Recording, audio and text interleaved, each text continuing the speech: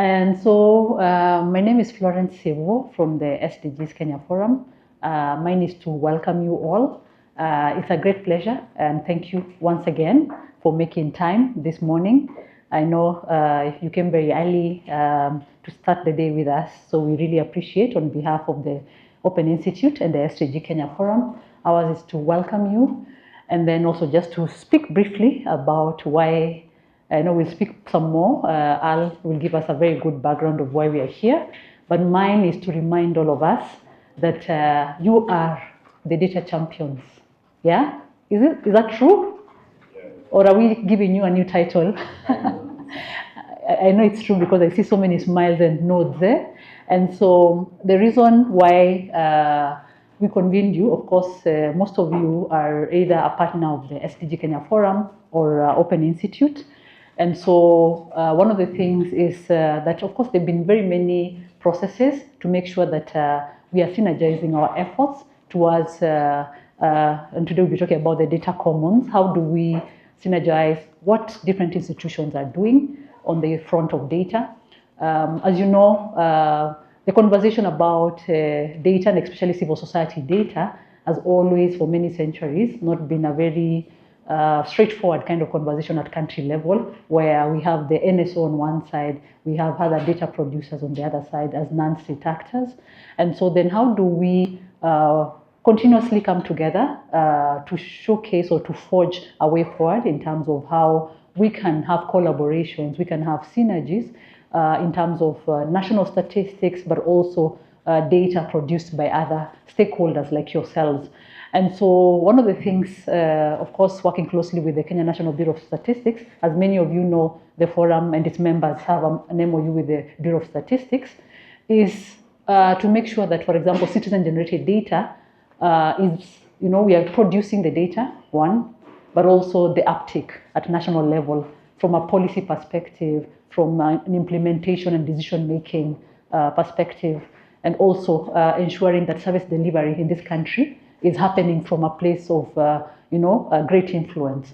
And so I know all of you come from the non-state actors, and we've always said to ourselves, wouldn't it be great if the government of Kenya, the decision makers, always are influenced by the accurate, timely statistics?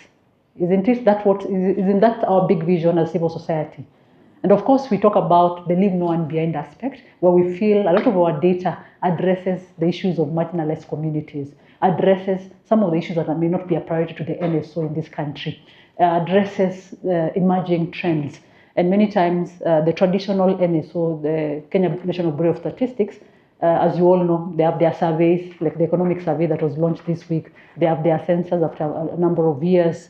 They have all these products. But many times, if you look at them critically, a lot of the issues that we are concerned about, a lot of the issues that we invest in as the civil society, as the non-state actors, are not sometimes within some of these products, And even if when they're there, sometimes the issues of disaggregation have always been a problem, the issues of access of this particular data, the issues of, just how then do we make it, the analysis and the visualization that you and I, and even someone in the village can understand this data. And I know some of you are community champions working with local communities, and we have the role many times to tell communities what this data is all about, or what is it that we are saying when a product comes out.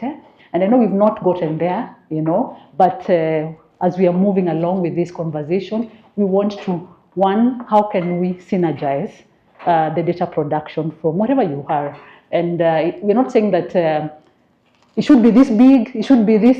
We're just saying whatever you're doing matters, but we have to synergize our efforts. And that's why we're here today, to make sure that we can synergize our efforts, to make sure that we can move jointly, and we can showcase a united front.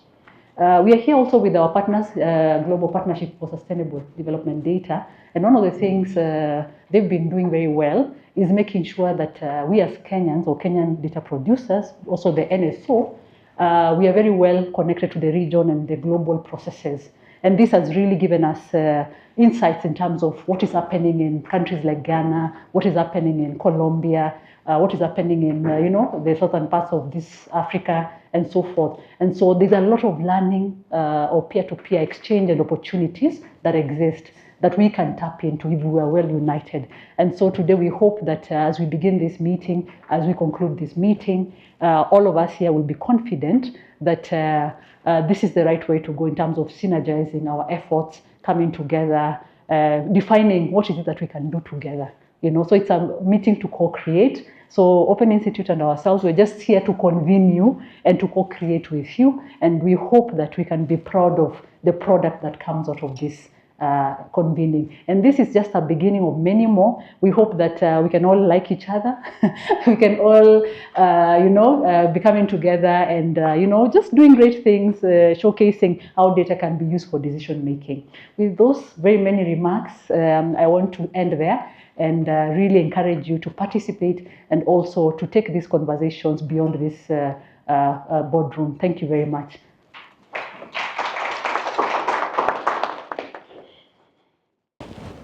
Thank you very much, Flo. Hi, everyone. Hi. How are you? So, those of you who know me know that I live in a village. Currently in that village, it is raining, and so I have come here for warmth. So part of the warmth is your smiles. So good morning. Good morning. Excellent. I'm so happy to see all of you here.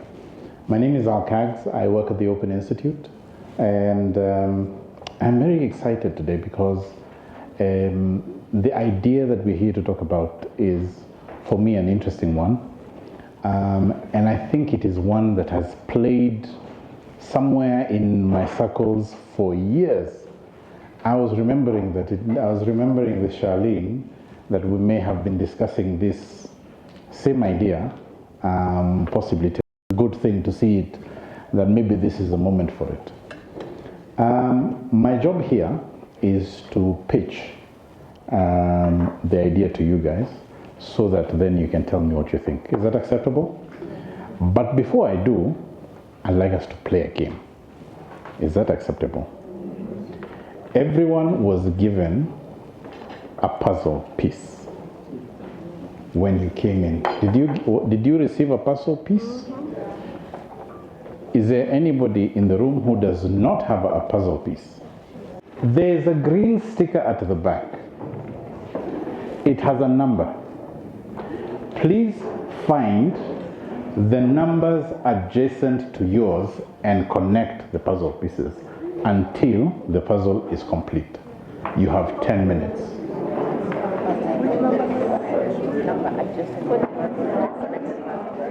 So if you have a number 7, you must find 8 and 6.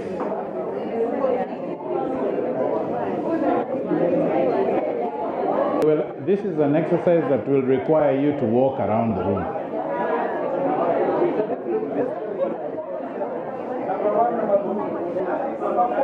Find the numbers next to yours.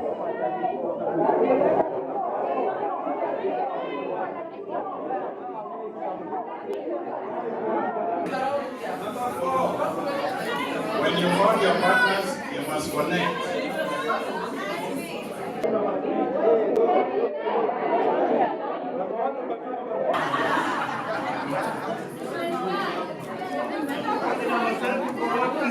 When you have found your partners, there is a table at the front. Then you've been summoned by Ruth.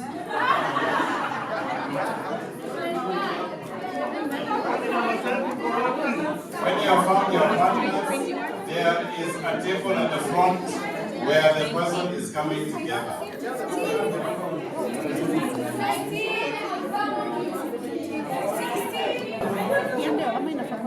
You're right. Which number do you have? 29, 28. There. You have perfect. 29, sorry. Yeah. 31. 20 is here. 20 are here. 34.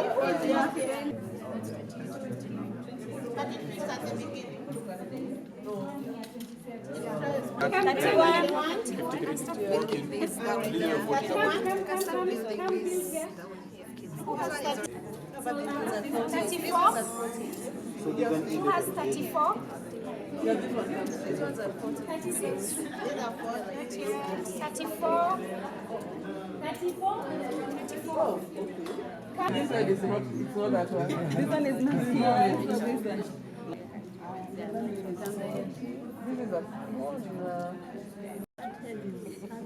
This is a yeah, this one is not, it's not that one. This one is not here. So this one.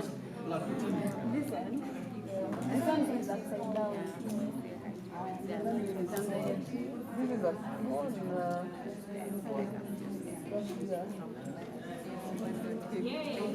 yeah. What is that? This is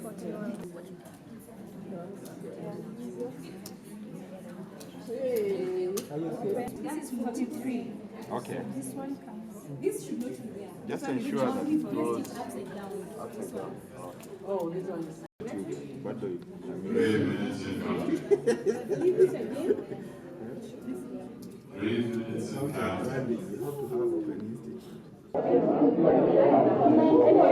You have you found the ones next to you?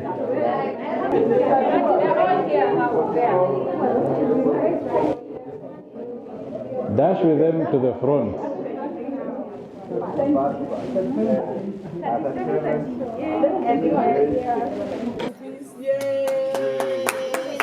okay, one piece. There's one missing piece. Okay, Is so there anyone in the room with a piece, a puzzle piece? yes, someone was told to keep it until someone. I do. Okay. Number 50. It is coming. It is coming. Yay! Thank you. Beep, beep, beep. And it's done. A very big hand to everyone. This is a huge success. You will be welcome to come and take a photo with the puzzle after breakfast, after we finish. How do you guys feel?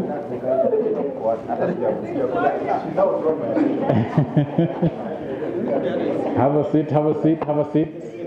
Have a seat, have a seat, have a seat. How do you guys feel?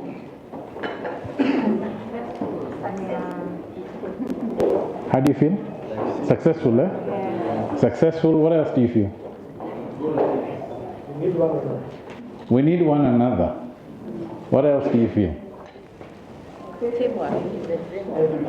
Teamwork is dream work. Yeah? We need to look for one another. Like I looked for 29. Like, yeah, Aki, you really did. Baga, you picked the mic.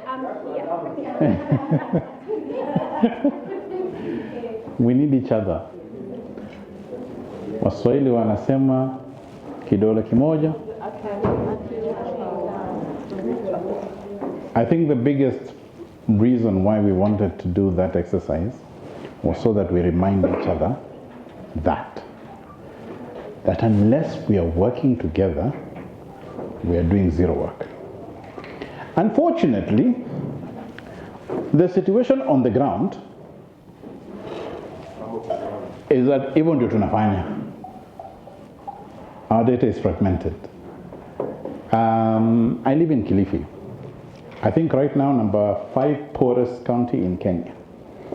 And one of the interesting things is that I did some exercise and I discovered 5 organizations that have collected the same maternal health data in the same 6 months. 5 organizations went and fundraised, looked for CHUMs, they found the CHUMs, they found airfares or bought cars or whatever they did, and then they looked for, what are those people called? Enumerators, right? They looked for enumerators, they went around and collected the same data in the same sub-counties in the same county. 5 organizations. Tell me that this is news to you. It's not news to anyone who works in this industry. We do this all the time. Isn't it true? And then what is interesting is we go to the same donors. And then the donors act like we have given them news. PLO Lumumba is one of the people I've been binging on lately, and he's been saying that At some level, Africans are being kept busy doing busy work so that they don't actually solve their problems. There was a reason why we called CSOs. There is no Gava here. It is a thing that we need to talk amongst ourselves kidogo and just tell ourselves some truths. Hi Gava, you're not here as Gava. Whoever you are as Gava. So as a result of this, those 5 organizations, there's missed opportunities because imagine they could have been collecting data on, one could have collected data on immunization. Imagine one could have collected data on nutrition and agriculture and education and so on. With that money, isn't it? With that effort. Can you see the challenge that we're having? And at the same time, these donors who are asking us for this data and who are clapping for us for having innovated, because the innovation here is that Open Institute used Sabasi. Sabasi is a mobile app that can collect data. So Open Institute used Sabasi to collect the exact same data that you collected, but with a mobile phone. So they clap for us because we did what? We used a mobile phone and you used paper. As if that is a thing, because the information that we eventually come up with is the same. Then they tell us to do busy work. Go and validate with the county government whether that data is true. And then you discover actually county government collected that same data. So what you're doing is you're checking your data against the county government's data. We're just running like rats on a wheel. And as a result, because of the fact that we did all of this work, we protect that data so much. We are protecting it with all our lives. We don't want anybody else to see that data because we think that that data is the trade secret that we need to do more fundraising. I'm here to tell you it's not true. Because which organization here was not created to make a difference in Kenyans' lives?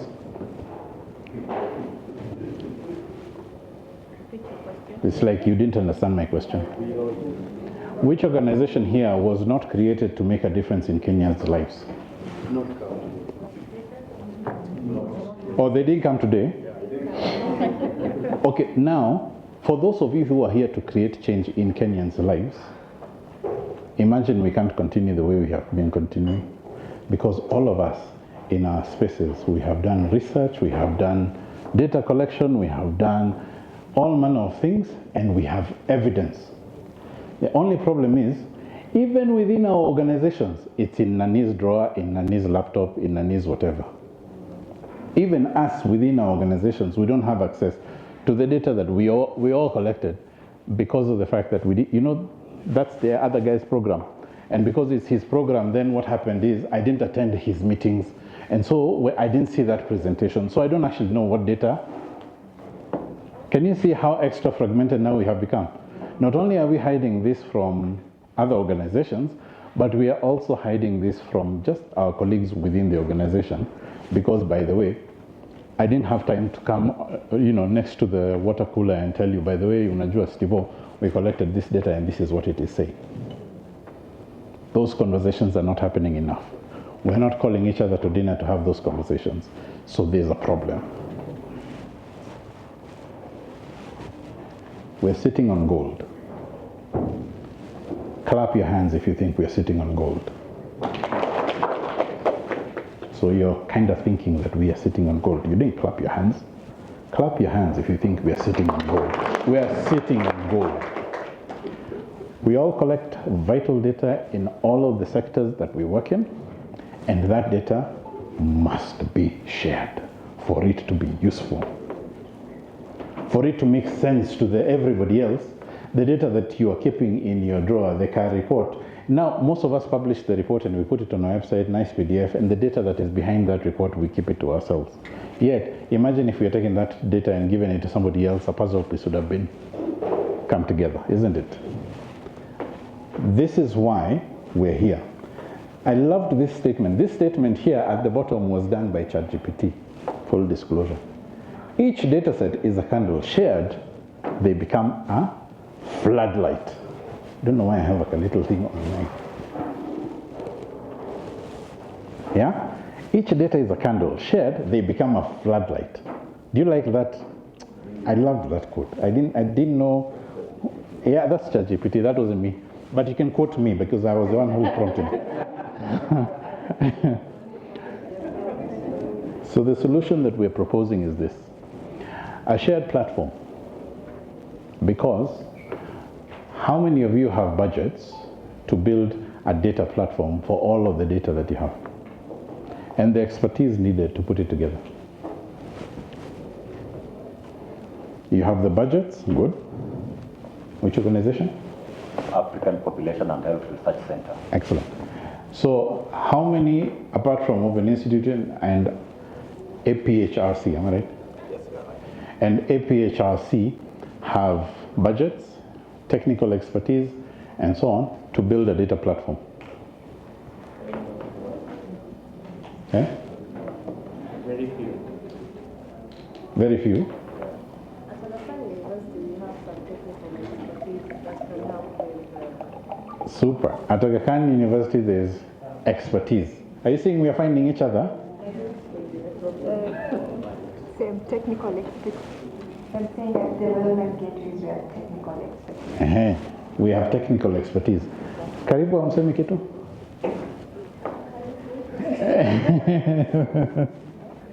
At Caribou, we have support when it comes to youth livelihoods and for research and data. You see, the technical expertise is sitting somewhere other than in your own organization. The budget is sitting in another organization. The platform itself is sitting in another organization. We have to find each other. So what we are proposing is this: that as CSOs here in Kenya, we do a precedent-setting collaboration to have a platform, one platform, that is open to everyone, that basically allows us to publish our data, to put our metadata, to learn from each other, to take that person's data and my person's data and provide insight, because insight is what allows us to work. Does it sound like a good idea so far? Yes. If it sounds like a good idea, clap once. We're suggesting a data commons. A data commons for Kenya and later for the continent that is led by CSOs, that ensures that we start to tell our own story with our own numbers. Because we can. If we provided ourselves, do you know sometimes, the one thing that we learned in Kilifi the other day when we had collected some data is that some problems do not need a donor to solve. How many donors do you need to clean a school?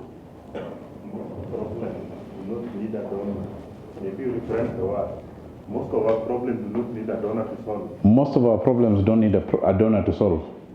Because in Community X, in Makueni County, the children are suffering from, there's a surge in waterborne diseases. Because in school, their sanitary facilities are not very clean and nobody reminds them to wash their hands. Let's all write a proposal so that we can train them and capacity build them and all those other things that we say. Yet all we need to do is to create a roster among us parents and go and clean the school and we're fine. Does that make sense? Some things we can just quickly solve. Then we look for donor money for big problems, isn't it? We can do this if we have created a platform that is shared by us, where we are finding insights together and we're using that insight for purposes of solving problems. So the idea is that we have a platform where you share your data publicly or semi-publicly, depending on your comfort levels, preferably publicly because we are talking about open, right, data. That we discover and use each other's data sets so that we create fresh insights, right? That we collaborate together to identify, because when you are collecting the data, you know, sometimes when you're doing the data collection, there are stories that are told on the sidelines as you are doing the data collection, yes? Anybody who's done data collection knows this. Those stories give context. right?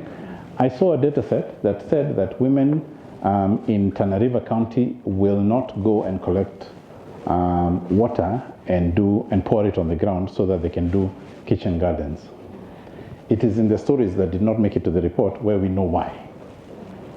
They think that if they pour water on the ground, it will be cursed.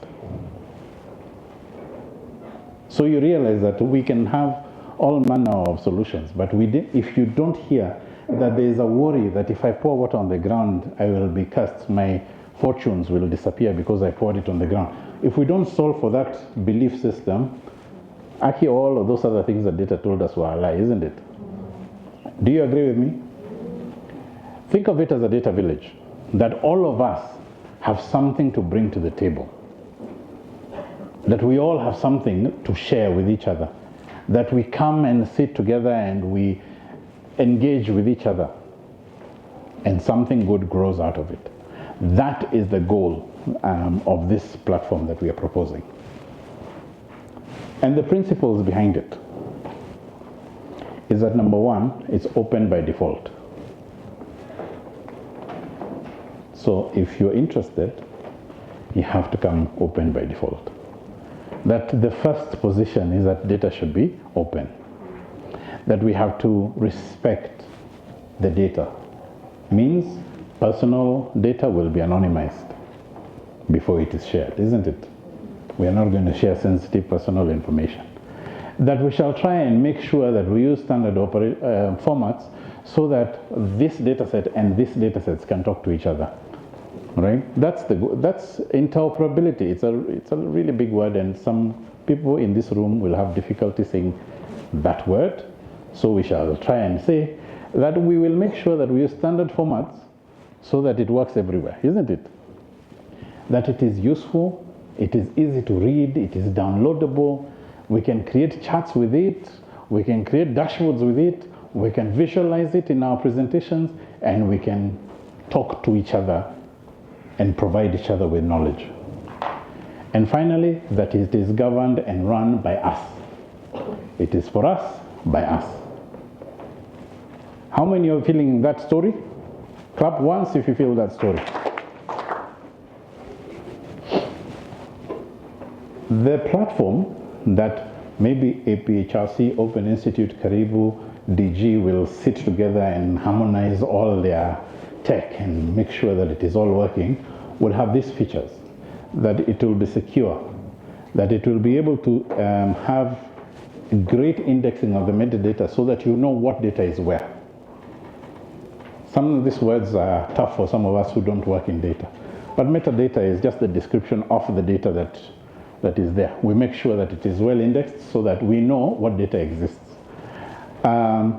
And by the way, don't worry, I'm going to share this presentation with everyone. There'll be a public link, it will be given to you.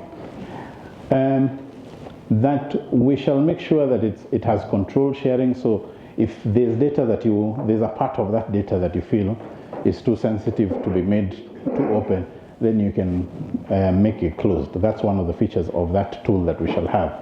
That we shall make sure that it is, that word again, interoperable. And we shall make sure that there are tools for visualizing it, for using it, so that if all I am doing is I am creating a presentation using Canva, I should literally just be able to download the data or download the chart and proceed with my life without needing to be a coder. Is that a good feeling? If you feel that, clap once. Why does it matter to you or to your organization or to your boss or to your board? Why does it matter? It matters because together we have stronger influence. Together we have a bigger voice. Do you agree? Do you agree? If you agree, say yes. Yes. We will reduce that duplication we were talking about at the beginning, and just because of the extra insights, we will have better funding, because suddenly we are not doing exactly what everybody else is doing. Because solutions, now when all of us have the same information, the next level is innovation. I was listening to a teacher recently from University of Leeds talk about ChatGPT and the concern that students are now using ChatGPT for purposes of doing assignments. And she said, that's okay. Let them go and use ChatGPT to do the assignments. But see, what we really want to know is whether they have learned. So what we do is, when they come and bring that assignment, we give them a practical, application-focused assignment to do, which they have to do right there and then. If they can do it, so they understood. Do we really care that they wrote with ChatGPT at that point? Do we see the thing? So even for us, if all of us have the data, now we can innovate. We can do a little bit more. The trade secret is no longer that we have data. The trade secret is what that data can do. By the way, when they take our data, that's what they do. You know those people. I know you know who I'm talking about now. When they take the data, that's what they use it for. What they do is they create insight, and then they bring us a solution, and we buy that solution with our money that we worked hard for, or maybe that we took their money to buy. You understand what I'm saying? And most of all, shared learning. These are the 4 things that I need for us at this particular juncture.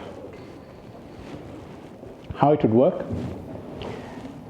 You would say, I am interested. At this point, we are, as Florence told you, we are on the ground floor. You will say, I am interested. I want to be part of this thing. I want to contribute to this thing. I think I can contribute to this and that. Okay? DG will come and say, I think we have technical expertise, and this is the technical expertise we can provide. Somebody else will come and say, actually, I have one Excel sheet that I can provide, which you will upload when that platform is ready. You will choose the visibility settings, and of course you will be opened by default. And you will access other people's content. Think of it like a Facebook for data. Think of it like social media for data. I put my content, you put in your content, we all read each other's content, and we are happy with what we have at the end of it, isn't it? What you could share.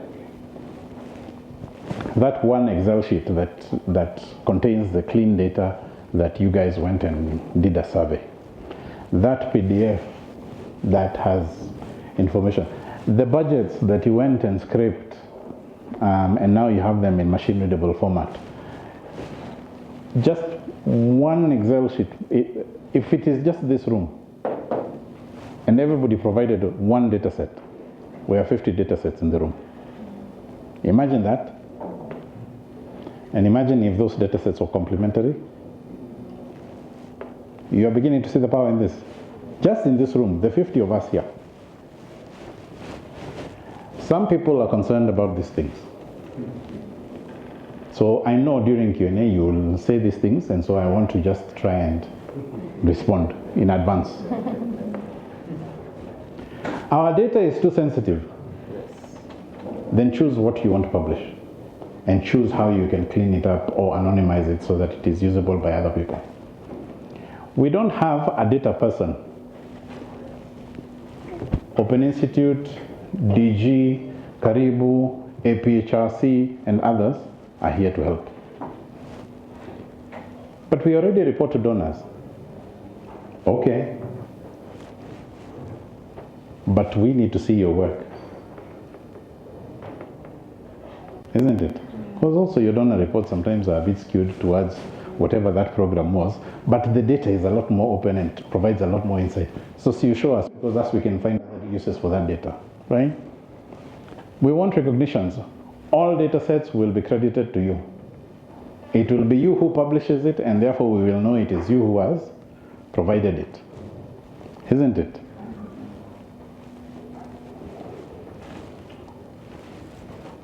At the Open Institute, we have been working on this for the last couple of years. Sabasi is a full suite that we have been working on since 2015. On the mobile phone, you use that to go and collect data. We've been doing citizen-generated data since 2015, and every time we have gone, we've tried to figure out how to make it easier, cheaper, faster, and so on. And also one of the biggest challenges with a lot of data collection tools on mobile is that they cool a lot of the phone juice. So when you're telling a citizen to decide whether they should have Facebook or that app, they delete your app because Facebook is important to them, right? So we figured out a way to make Sabasi, the mobile app, as light and as small as possible, even when it has taken pictures and done stuff, so that then everything is so compressed that two things can happen. One, it can send that data via Bluetooth if internet is not available. And two, it can work on the lowest end ITEL. I think ITEL is currently our cheapest phone in the market. It has now been used in multiple countries to collect multiple kinds of data.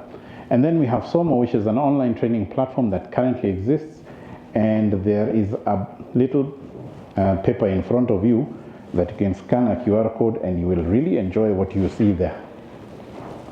But within the Sabasi suite, the capacity to publish that data is there, and we're making this available to this initiative gratis, at no cost. We are here under the banner of the SDG Kenya Forum. We all are their friends, we all trust them, and we think that they can guide us, they can convene us, they can help us to work together. Kind of like, did you notice that somebody, in all of the groups, there was somebody who sort of managed how the puzzle making was going to be done? There's one person or two people who are sort of coordinating all of the others, isn't it?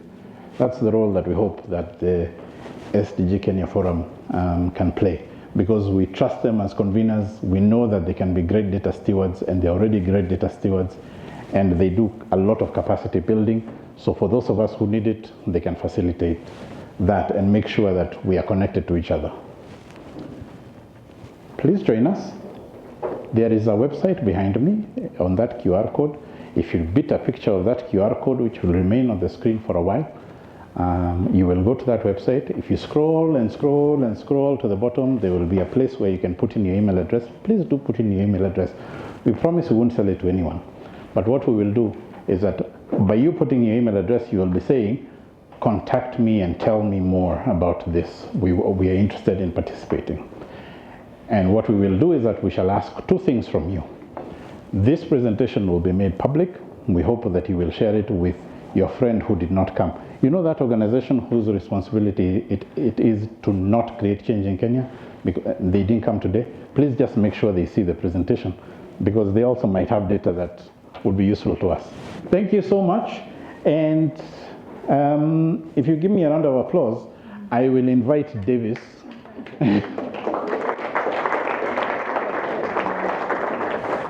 We always invite Davis because he has a very big title. I currently don't know his current title, but I have taken time to learn the name of his organization. Do you all know the name of his organization? It's a really long word. It's the Global Partnership for Sustainable Development Data. If you don't breathe, you don't quite, you know. Davis. I don't know. You know, nowadays they say if you say anything negative, even if you have a visa, you can be denied a right of entry. It's no longer what it used to mean. When you arrive at the airport now, you can take your phone, they can take your laptop, take you to a back room, scan through, and then tell you you have to be on the next Kenya Airways flight back to Nairobi. So the one that arrives in the morning is 6:30. The one that departs is at 1 p.m. Total 28 hours of flight. So we live in a difficult context where funding is shrinking, as you know. How many organizations were impacted by USAID? Yeah, you can tell. And it's not just the organizations. There are many other partners, actors behind the organizations, communities that are significantly impacted. And so the need to come together like the jigsaw puzzle is much more relevant and important now than ever. And so in a context where resources are limited and they're shrinking by the day, we need to leverage whatever little we have, as Al-Kags was putting it, to make sure that, you know, we paint a holistic picture and everybody's playing a part and a role by collecting data that provides insights that supports everybody else to be much more effective and efficient in the way they are planning and delivering their work, including government. We all engage with government one way or the other, of course, and other actors. We just, I think a month ago, we launched the Kenya AI strategy, which is a collaborative initiative between ourselves, GIZ, and the Ministry of ICT. Now, within that strategy, there's a very strong emphasis. Actually, there's an entire goal and pillar on data. And the fact that AI-ready data will not come from just government. It's actually all the work that we're doing. So there's a recognition that civil society will continue to play an important role in adducing evidence or data that can be used to train AI that's relevant for us. Because whatever AI data is being used at the moment is actually, the data is coming from somewhere else. And so as we were designing, the national AI strategy, I used ChatGPT to generate some of the images that you'll see in the document. And I kept prompting ChatGPT that I need a map. I need a digital map of Kenya that depicts ethical application of AI. And it gave me a map of Africa. It gave me a map of Africa with AI. So I shouted back at it because I was working late. It was 10 p.m. Like, this is not the map of Kenya. I kindly resend with a map of Kenya. I even have screenshots here by there I took. Maybe I'll show you at some point. And it still gave me a different version of the map of Africa with, of course, what I was looking for, the digital effects, the connectedness and all that. And so, I was like, okay, down finger, of course, very important, just to tell you that what you've given me is not nice. Then I went online to search for a map of Kenya. So I got the map of Kenya, then uploaded it to ChatGPT and told it, this is the map of Kenya. It was about 20 minutes of interacting with AI, This is the map of Kenya. Now, can you resend with this map of Kenya? It still gave me the map of Africa. I was like, okay, so it seems like Kenya is Africa, isn't it? Actually, that thing that we say, Africa is a country, is real, and it's actually in ChatGPT. Maybe you can try it now. Maybe they've corrected, I don't know, but you can go in and try, maybe. Just tell it to give you something with the map of Kenya and see which map it gives you. I was hoping to find somebody from Open AI when I go to the US and tell them, this is crap. Anyway, so within the AI strategy, the role of civil society has been actively recognized as producers of data. But unless we share that data, then we'll be left behind in that conversation. And we don't want to be left behind. So we have to proactively start thinking about how we can share our data and then contribute to this emerging area. And then secondly, we are just concluding the process of developing the Kenya strategy for the development of statistics, which is version 2. It's going to be launched in the next couple of weeks, and we'll send an invitation to all of you. But it actually recognizes in a very strong way the use of alternative data sources to complement official statistics. That is already there. And one of the key performance indicators, and I'm reading this, is actually the number of indicators, data points reported using alternative data sources. Who's going to come up with that data? It's actually us. And we are recognized as strong members of the national statistical system in this particular document. One of the other activities here at CAGS is that we are supposed to develop and update an inventory of data sources. So this is here. And the data sources and the inventory needs to be developed and updated. It's exactly what we are working on here. And then, so we're already meeting some of the activities and the indicators. And then we need to integrate data from different sources to enhance the production of statistics.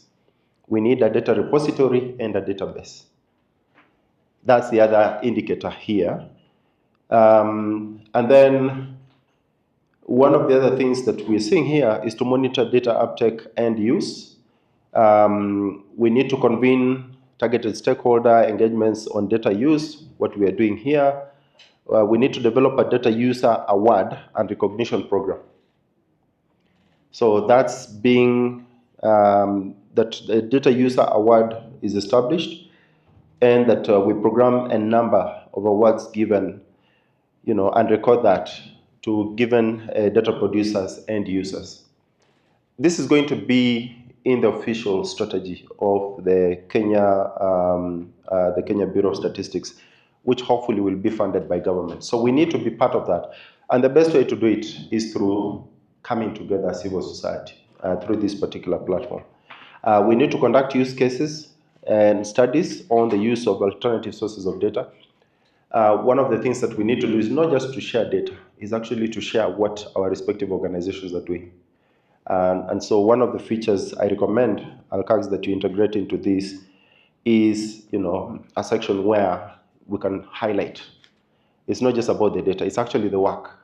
And then we reduce the data that's supporting the work so that organizations find visibility on this particular platform. So one of the sections needs to clearly outline what each organization is doing, and then create a link to the dataset that they are actually using in that work. We also need to identify and engage champions and ambassadors of data and statistics, which links to the recognition that I was talking about. So there are many reasons, and I'll leave it there. But, we have what we call the Power of Data Initiative, which is one of the 12 high-impact initiatives by the United Nations. The Global Partnership is the secretariat, and Kenya is one of the signatories. So last year we launched this initiative. It brings the UN, it brings national government, it brings civil society and other partners under an umbrella that, first of all, amplifies and profiles the important role that data is going to play in supporting national development and securing the political commitments that we actually need to make that possible. And then secondly, it's the partnership and collaboration, which is what we are seeing here. And that is so, so important. And so we are already meeting at different levels, very strategic objectives of different initiatives, and that's very impressive. And therefore, I encourage all of you to be part of this, because it's part of a much bigger, not just national and regional agenda, but also a global agenda. And Flo will speak to this. We are trailblazers. Every time, Flo is in New York, it's practically impossible to get her. In fact, I bump into her in the streets, rather than, the way we say here, let's have coffee and this. No, she has absolutely no time. And you can, if I'm lying, you can tell me. Because she's being called into so many different meetings and forums to go and talk about the work that we are doing in Kenya. The partnership and collaboration with government on SDGs reporting, issues of gender, all manner of topics. And so we want more stories to come from Kenya because we are trailblazers. And so this is one of the other big stories. This is the next big story that's going to emerge from Kenya. And I encourage all of us to be part of it. Just 3 quick points. This platform needs to be a give and take. So it's not just about civil society giving. Alcags, we need to think about the resources that we are going to give back to the civil society. And one of those resources is the civil society guidelines on production of data and statistics, which is now part of the Kenya National Quality Assurance Framework. So that resource needs to be made available. Now, if any of you, and I know APHRC are in the room, I'm a big fan and supporter of the work they do. Africa's Voices is here. They do really an amazing job in collecting qualitative data. There's, Emmanuel and others, and many of you are doing amazing work. Groups Kenya, all of you are doing really amazing and impressive work. If you have guidelines, if you have resources that you can share. So it's not just about data sets. We want to see those being shared here. Training modules, CAGs, there needs to be a section on availability of training, upcoming training, free training resources, so that, as we ask people to give us, then, we are also sharing much more and people can find value in interacting with the platform. So we have to create incentives for people to come, but also to share. Guidelines and standards, of course, I've talked about that. APIs is so important to link to others. So some may not necessarily give you the data within the platform, but they can give you a link to data that is sitting within Twaweza or is sitting within APHRC or is sitting within any other organization. So a link to those vital resources and data sets will be critical because sometimes they're, just pulling data from other places can be quite cumbersome. And so we want to be a bit flexible in how we are doing this. You need to integrate a chatbot feature is one of the things that I found very, very easy. So going into a platform to search for a data set can be quite daunting. So how do we integrate ChatGPT or DeepSeek or whatever you feel comfortable with into this so that I can go in, prompt, I need data on maternal health, and it publishes, it gives you a data set or it can summarize for you because not everybody will be interested in the raw data set. So can you develop quick charts, tables within this? So there's a bit of technical work in ensuring that that happens. It will make it a lot more useful and user-friendly for a lot of people. Of course, classification of data, that's automatic, and you've outlined some of it. Researchers need to find research data.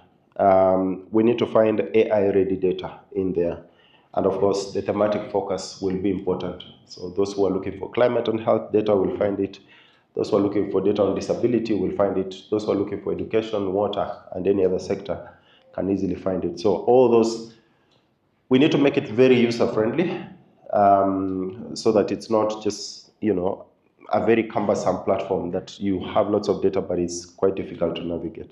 So I'll stop there, but hopefully that gives you a flavor of why this is so important and why it matters now, if not yesterday and the day before yesterday.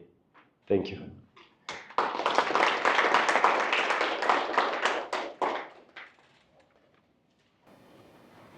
Thank you so much, Davis. Another round of applause for Davis, please. I was just thinking to myself, so just to say, to emphasize on some things that Davis has said, some of you know about the call by the Kenya National Bureau of Statistics when they adopted the citizen-generated data guidelines under the Kenya Quality Assurance Framework. One of the things, and I'll tell you now very honestly, and this is conversation from a very, very high level, we've been sat down, some of us, and been told, you came to us and said you have data as civil society. We've come out as KNBS, we've done our part. But now we are looking for you guys. Where are your people and where is the data? A very, very honest conversation. I didn't want to start there in the morning because it should have been a killer of a good vibe.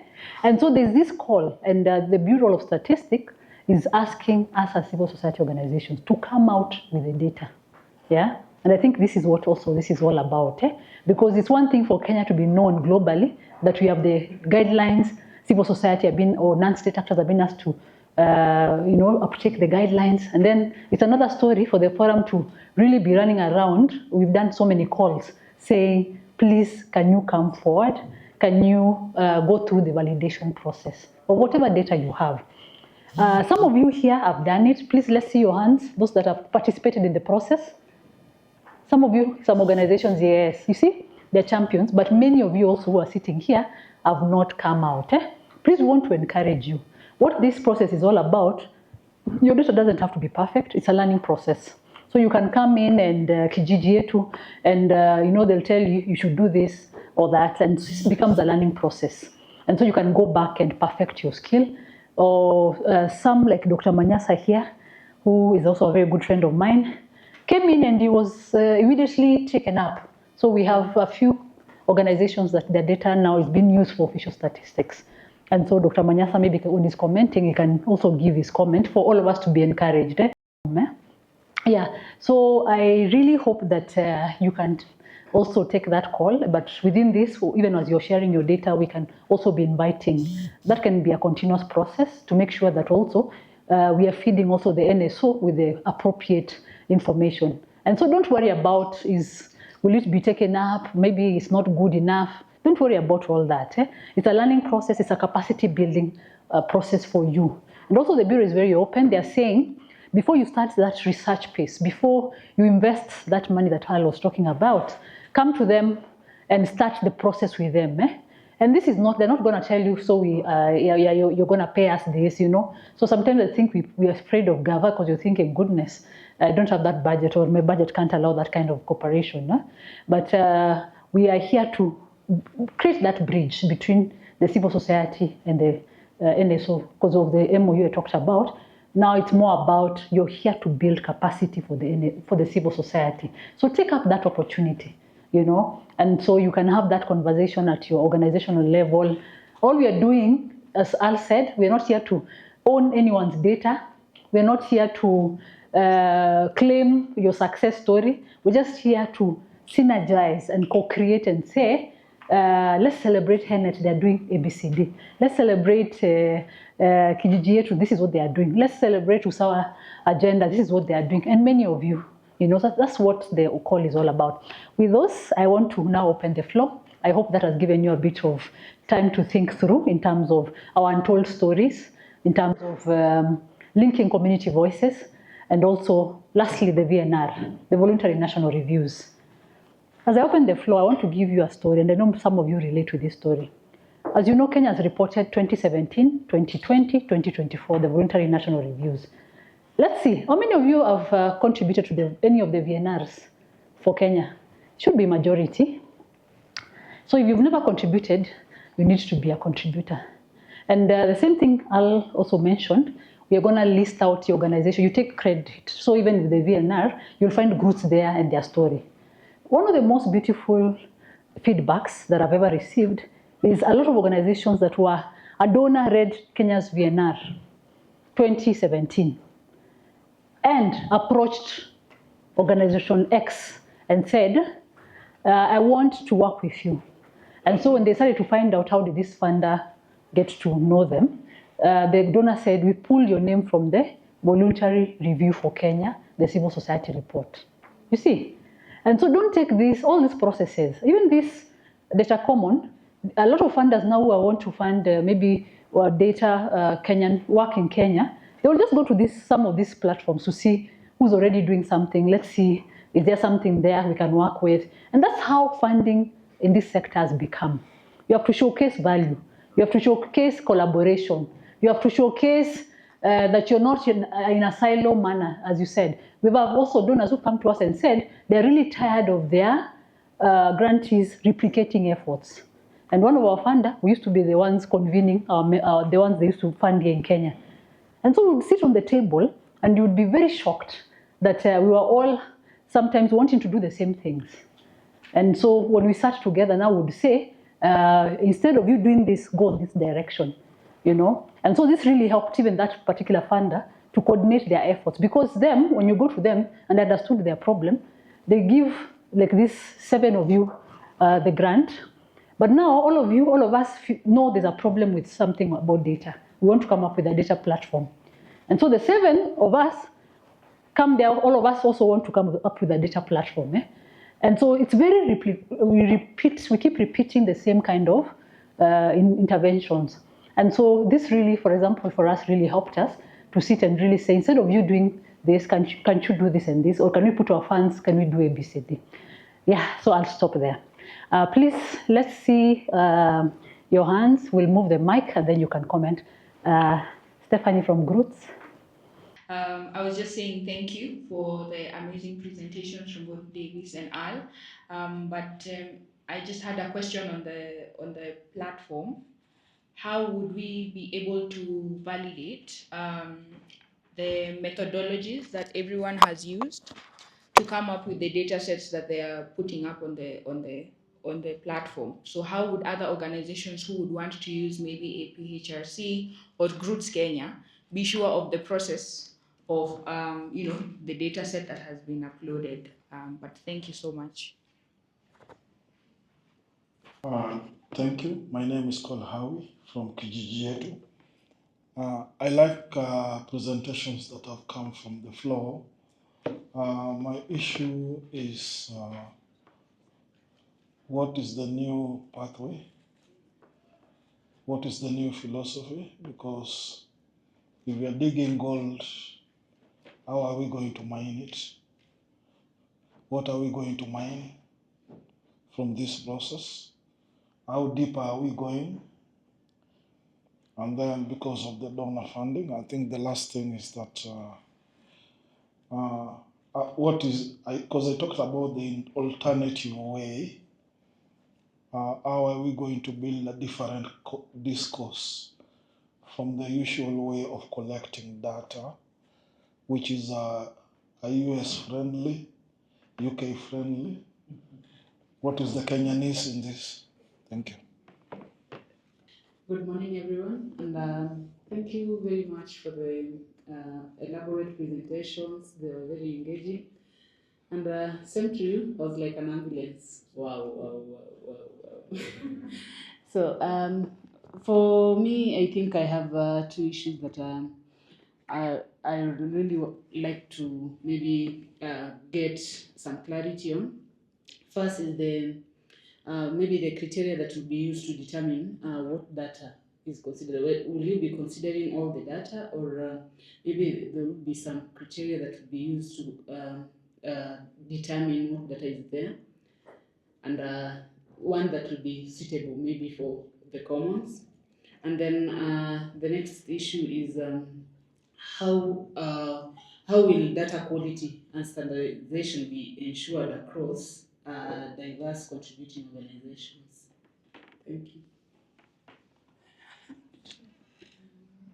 Let's give him.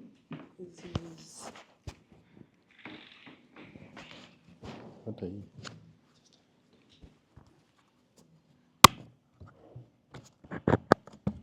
Okay, thank you so much. I'm Caleb Wanga from Usalama, and thank you for the presentations that have been made. I just have a simple concern in terms of integrity of data. Yeah, this is based on past incidents where data is challenged. For instance, I wish the Kenyan National Bureau of Statistics around when census in some parts of the country was challenged. So integrity of data that's supposed to determine developmental processes. And you know, that goes now with the public confidence on the information that is shared. How do we deal with this? Yeah, because even the civil society has been accused on several occasions of fabricating data. I remember we used to sing sometimes back that Kibera is hosting 1 million people until when census was conducted. And we were accused of being poorists, that we are using the information to seek donor support. So data integrity is a critical thing that I don't know how we are going to handle it from this time forward. Thank you so much.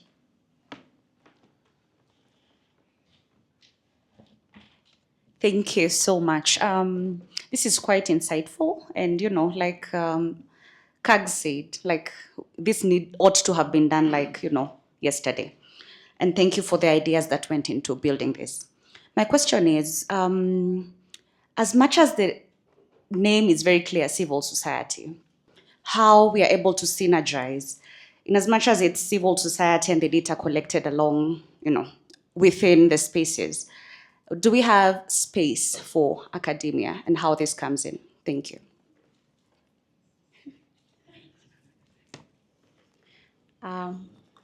Good morning, everyone.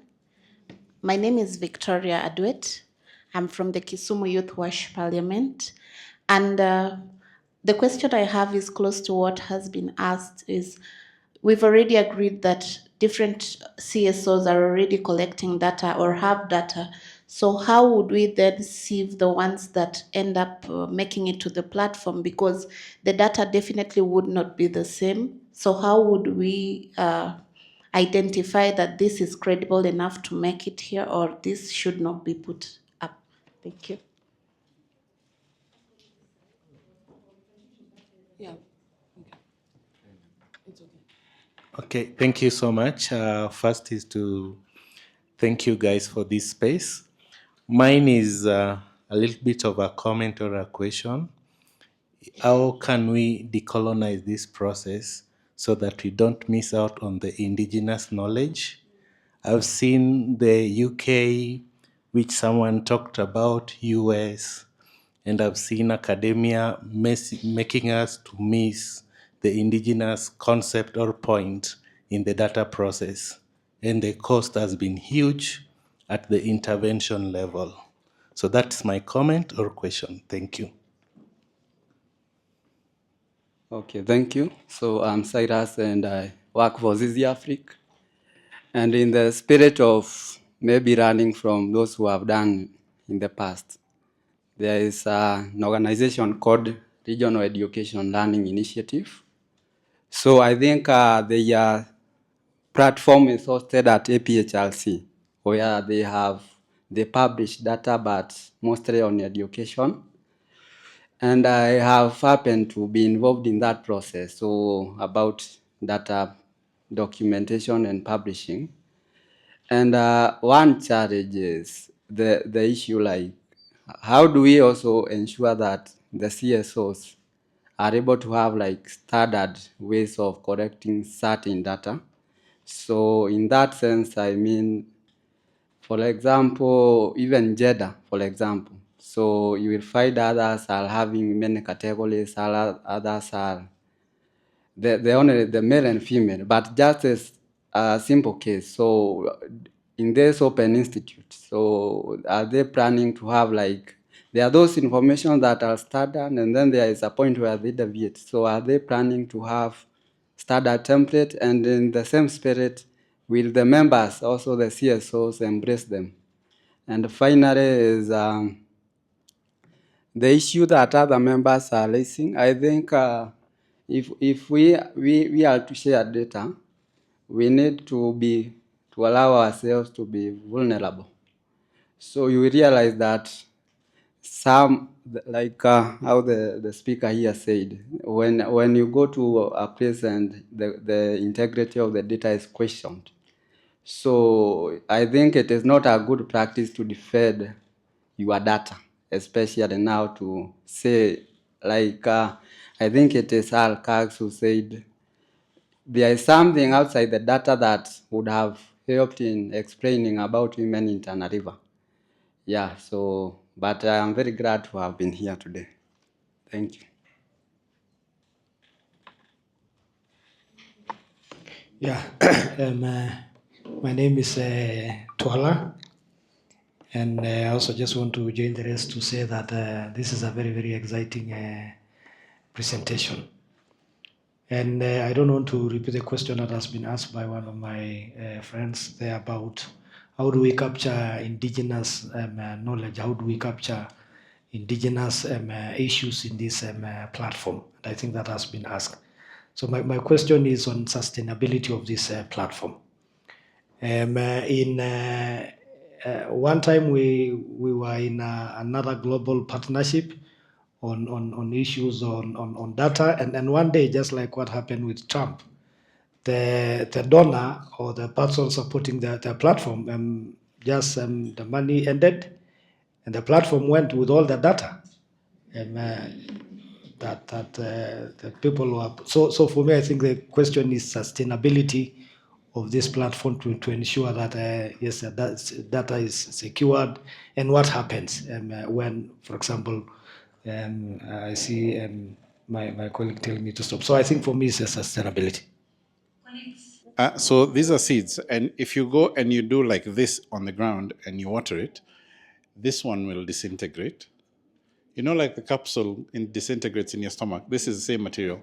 It will disintegrate, and the skuma wiki or whatever is on your pencil will grow. Isn't that cool? Isn't that very, very cool? A big round of applause for this hotel.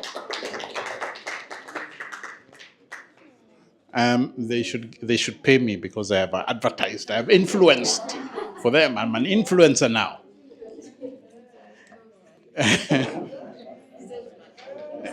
Salesman, eh? Call me, my IG, reach out. Yeah? There's a lot of questions about criteria, methodology, validation. This question came up. It took me back in time. This question came up back in 2011 when we were working on Kenya Open Data Initiative. And it came up a lot. Here's my answer. How many of you are familiar with Wikipedia? Anyone who is familiar with Wikipedia? Okay, good. The way that Wikipedia works is that I can go and write about Jane. I can go and write about Jane. And I can say that, Jane is a Kenyan billionaire who sells millions of sukuma wiki and who has a gold mine in Migori, a cobalt mine in Kwale, and government contracts all over Kenya. And I can even assign to her a scandal. Okay? How many of you know Jane? Apparently you're a stranger in the room. One. There are people who don't know her. Is there anyone who knows this lady? Okay. If I put out that on Wikipedia, would you not go sign into Wikipedia and change that information? That's how it works. You can go in and you can edit, you can comment and say, this is not true. Okay? Now, the data that we are talking about exists, correct? Who has validated it when it is in your drawer? And yet, if it is true that that data requires validation and it requires to be corrected, but it is hiding in your organization and your organization is using it for fundraising, it is using it to develop insights, isn't it better if it was out in the open and somebody else can come and tell you, I say, my sister, your data here iko na problem. Isn't it better? That's what this is about. We are saying we are not going to gatekeep. We will classify, but we will not gatekeep. If the data, for example, has been found to be acceptable by KNBS, we will put a tag on it to say that this is also official statistics. Okay? It is citizen-generated data and it is also official statistics. If not, it is fine. And this also goes now to the question of indigenous data and so on. The people who have provided that data become the first line of validation. And then the other people who know about the same issues within the same data sets will also produce that data, and we will be able to look at it and say, you said that there are 1 million people in Kibera. Our data is saying there's 500,000. Then we can all agree, maybe we should all go and do a retake so that we know how many people. You understand what I mean? The exercise in openness is to bring things out into the sunlight from the darkness of our drawers and from the darkness of our laptop hard drives. Does that make sense? Okay. So, is there a criteria? Not really. The criteria is that you have data and that you would like to share the data that you have. And because you are an organization, and you actually, it's almost as if I am sharing this data and I'm putting my name out and saying, I have collected this data, here it is. Right? If I'm lying, see, you'll be able to say Alkags is a liar. How see you? Yeah. And if I did it wrongly, see, you'll remind me I've done it wrongly so that I can do it better next time. Doesn't that improve things either way? That's a goal. Because right now there's too much data that is hiding in the darkness that is not doing anyone any good. That is not doing anyone any good. That is not doing anyone any good. Something's happened to the mic, guys. A shoe was thrown. Need to block it.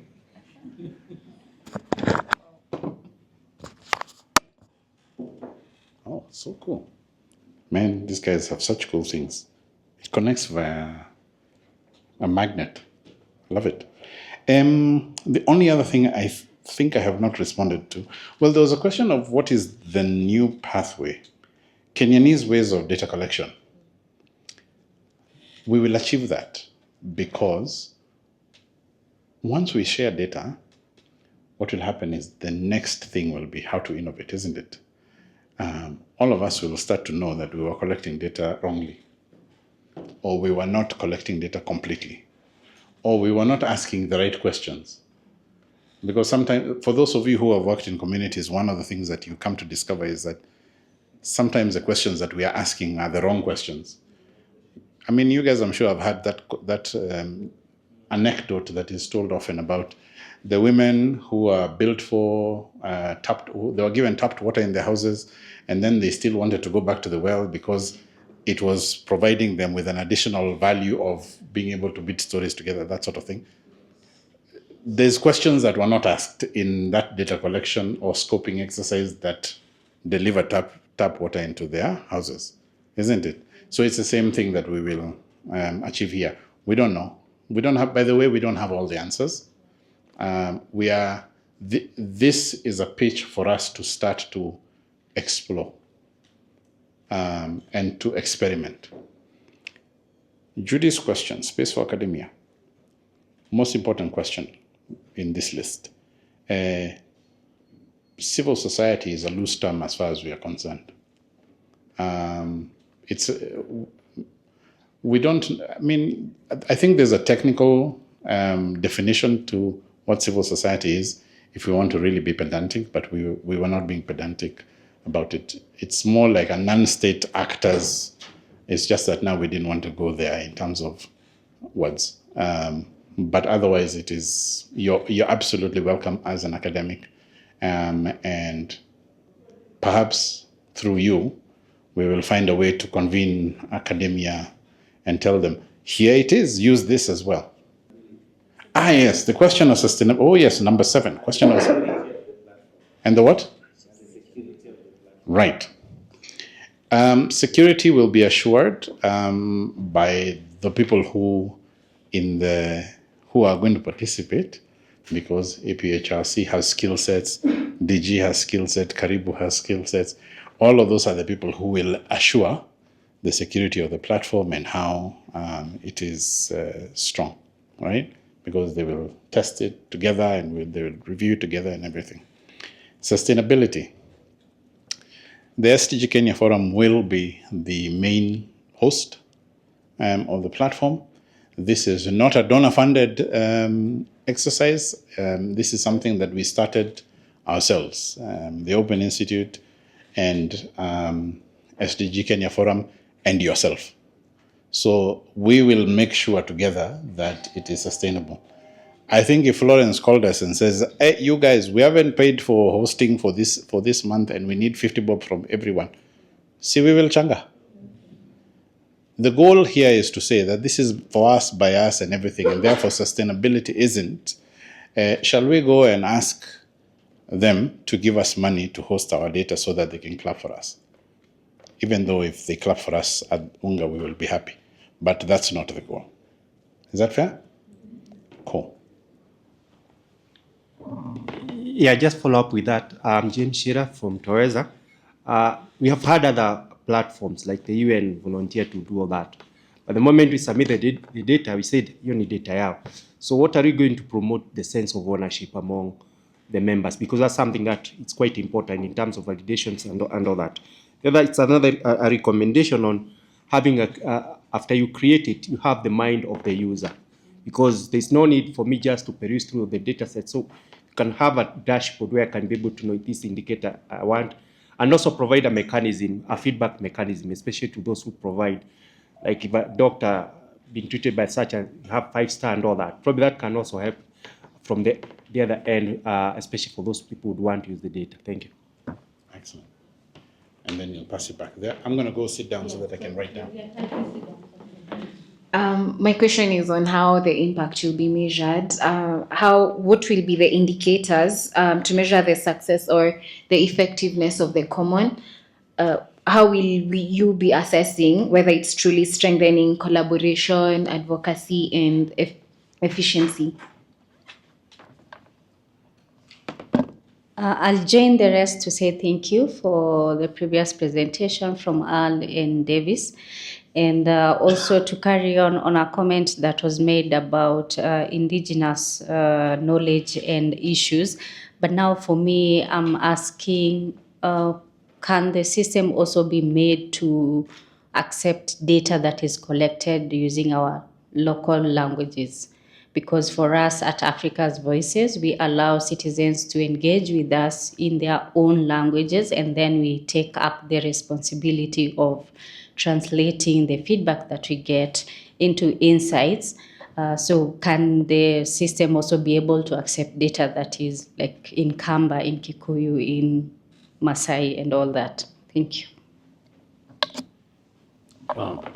Mine is just to say, when I got the invitation, I think I got a headache because some of us are not into data conversations.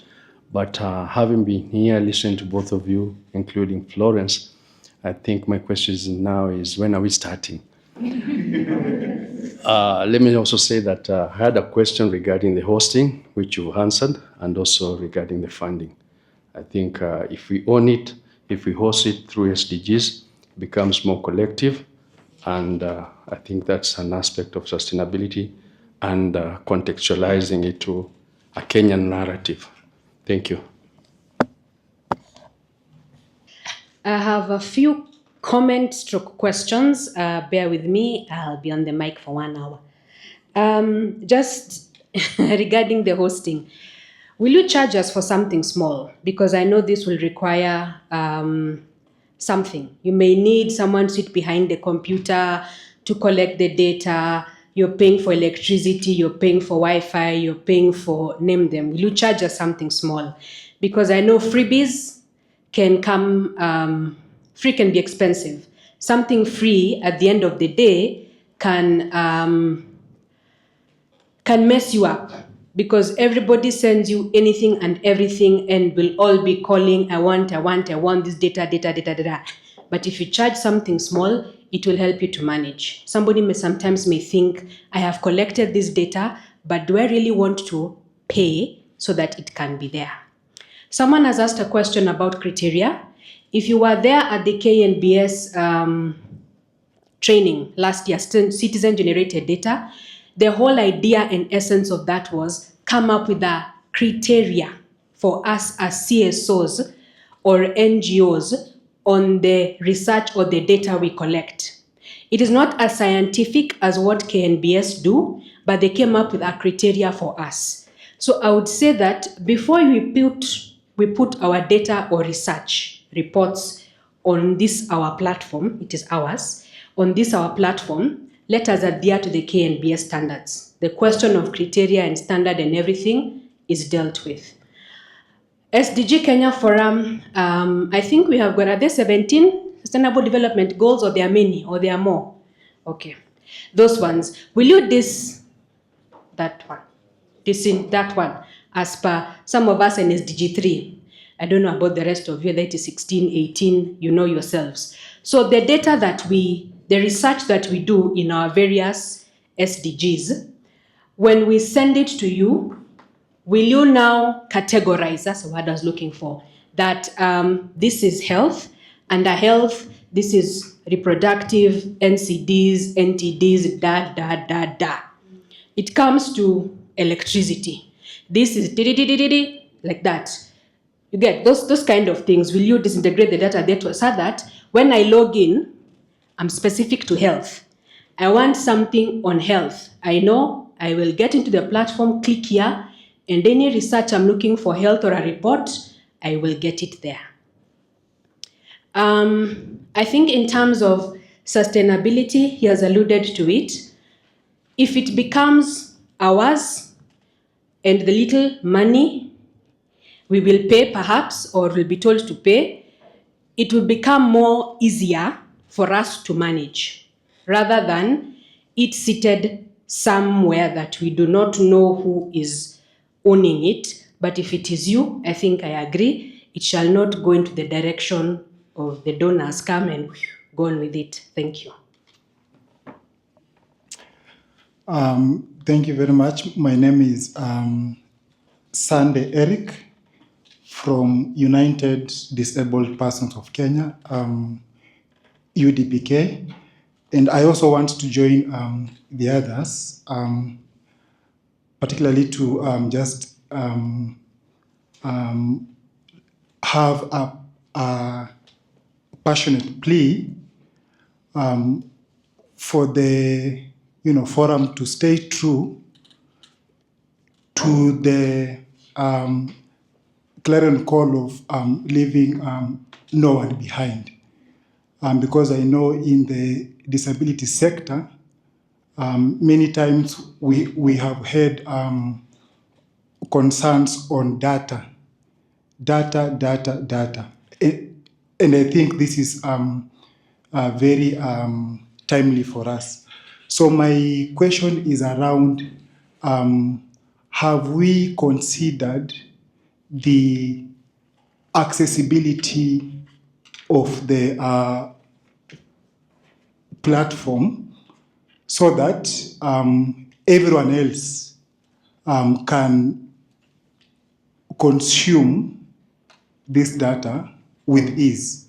Because the target group also has the disability community, many of them with diverse needs, and also they will also need to have access to this data. So is that catered for? Thank you. Thank you very much. My name is Mwangi, and my question maybe goes to Florence. And it links with what you said about the National Statistics Commission and that partnership.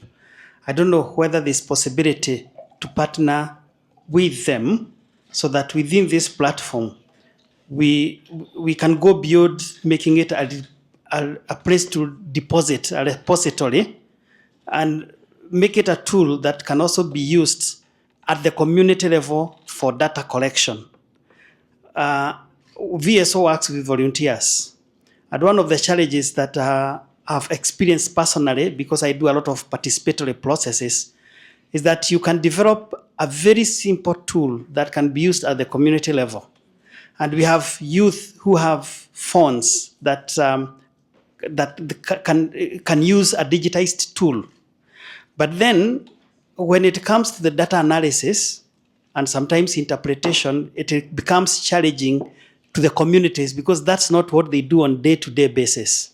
So if this platform could enable that function, that you can be able to digitize the tool, and then you are aided in the data analysis, and then that data analysis, you are able just to get for the community. So if you develop a tool that covers a whole county, for example, let's say, let me give a practical example. You are doing FLOCA, and you want to know, to measure awareness on FLOCA in County X, and you have 5 volunteers. So each of those volunteers is able to see from their sub-county, this is the kind of data that is coming out.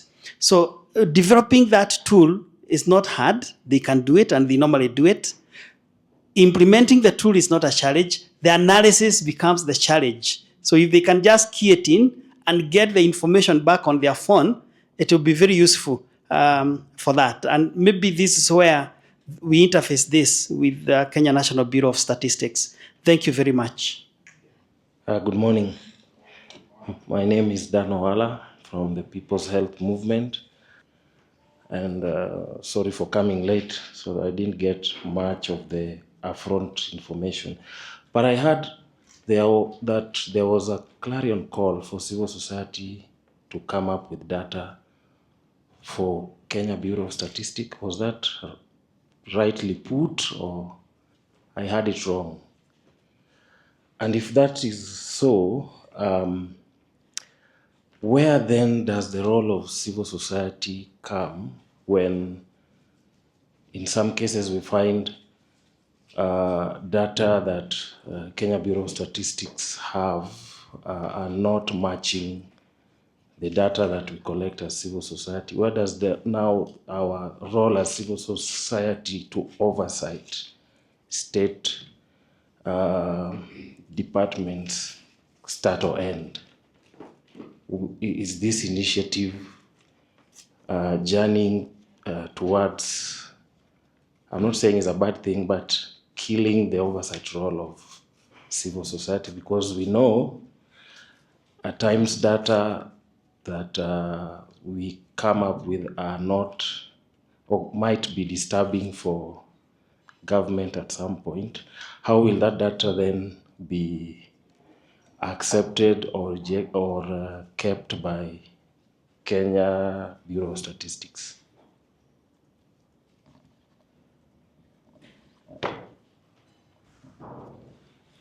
Hi, my name is Lodlaro Liduros from Health Rights Advocacy Forum. Resource, and this will look like being more materialistic, but data is increasingly being treated as a valuable resource and often behind paywalls, because we see, like, for me to access data on ChatGPT Premium, I need to pay something, and maybe even another platform like ResearchGate. So how are we going to make this platform, as much as you are availing data for the CSOs or for anyone else who might want to use the data, how are we going to make it generate something for us or for whoever published the data, instead of just being there to inform evidence, to inform advocacy and anything else like decision making? And then the issue of disability friendliness of the platform. We are health right advocates, and so we would like to see everyone, and the issue of not being left behind incorporated in this. Thank you. From African Population and Health Research Center, and let me declare my interest. I'm a data governance expert.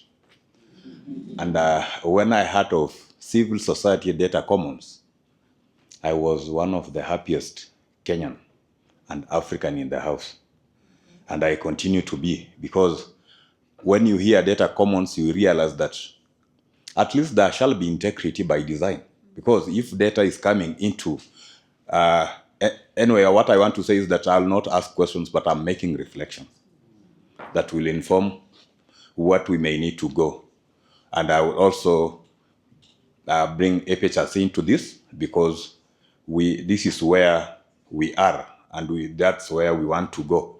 So data commons is a place of integrity, because we know our Data Privacy Act and even GDPR provides that the rights of data subjects, those who provide data, and one of their rights is deletion. If they realize that the data is not, it's not right, they will ask for correction or deletion. So that one can provide for that. Somebody can go there and interrogate that data and tell us this is not right. And there will be a lot of integrity and credibility, and that now it will start making us in this civil space to start collecting quality data, because knowing that somebody will look at it and challenge us. And African Population and Health Research Center is an African-led research institution. And our clear on call, or our vision, is to transform lives in Africa through research. And we do that by providing robust and quality data. And we have a data sharing policy, which is on a standpoint that data is a public good, and it should be accessed. Like, we focus on open science. That is why we have now 2 repositories or catalogs. One is African FHRC microdata portal. That is for internal, we collect our data, we document it, That is creation of metadata, data about data. We explain how we got up to that data. You can understand that data without me, who collected the data. Then we anonymize that data. Like we have systems for anonymization, advanced technologies, privacy enhancing. And I think in that space, for proper collaboration, we normally engage through MOUs, and we are more than willing to provide expertise within this environment. So what we need to do is to infuse the aspect of data governance here. We have developed a data governance framework at FHRC, and if civil society data commons wants to benchmark it and leverage it, is in its draft, but it will be out there. And currently we are developing data governance training curriculum at the core. Like I was just about to finalize addressing issues of data privacy and protection. You see, in Kenya, we only talk about data protection, but we rarely speak about the aspect of privacy as a universal right of individuals. So those are some of the things we are addressing ourselves on. People have really come in to ask sustainability of this data, and that we need to start, maybe people need to pay for it, but we are at the risk of monetizing this data if we go that direction. But we can co-create and collaborate amongst us and fund this if we come together. The problem in Kenya is we like working in silos. We need to start breaking those silos and work together for a common goal. Not unless we want to engage in something fishy, but if we want to have common data commons, then it's something that serves all of us. So we are open at FHRC for collaboration, but that one we do through MOUs. We have an international relations department at FHRC that manages this. So we can get connection to that through me, can provide email through it, then we can collaborate on this. So we do not need to start fearing this. This is the best that we have. We have a DASA platform at FHRC because we discovered that within the African data ecosystem, there is no proper catalog or repository where African scientists can then upload their research findings and assets for even like intellectual property. They are not even known. That's why nowadays we are speaking about decolonization of data. The most of the data is collected in Africa, then gets to be used in the global north to our disadvantage. Then how can we decolonize data? How can we then go even decolonizing the aspect of health and development? So we have provided that for researchers, but then when we come to civil society, maybe you can leverage on that aspect and we can work together. Thank you very much. Governance would be very important, this process, to avoid the issues around conflicts, who own, how the sharing, the quality, the legality of the data. So maybe what we can do, Florence, is have a national CSO data sharing framework that is specifically adapted to this. And I think we've had FHRC offering that kind of expertise and adapting to that.